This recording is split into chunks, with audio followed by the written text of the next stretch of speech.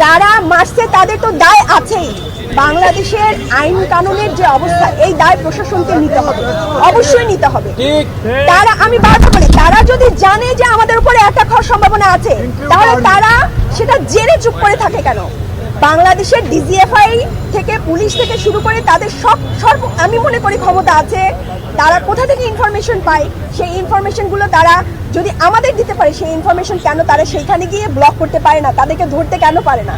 এই দায় প্রশাসনকে নিতে হবে।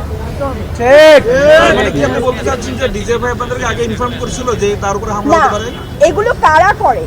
হ্যাঁ, এগুলো তো সাধারণত প্রশাসন থেকেই করে, ডিজিএফআই, পুলিশ।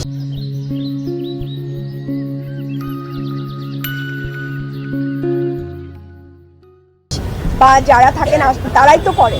তো সেই জায়গা থেকে আমাদের যদি বারবার ইনফরমেশন আসতে পারে যে আপনারা হুমকির মধ্যে আছেন, তাহলে সেই জায়গাটা কেন ব্লক করা হচ্ছে না? যে কারা হুমকি দিচ্ছে সেটা অবশ্যই তারা জানে, জানলে কেন তারা ব্যবস্থা নিচ্ছেন না?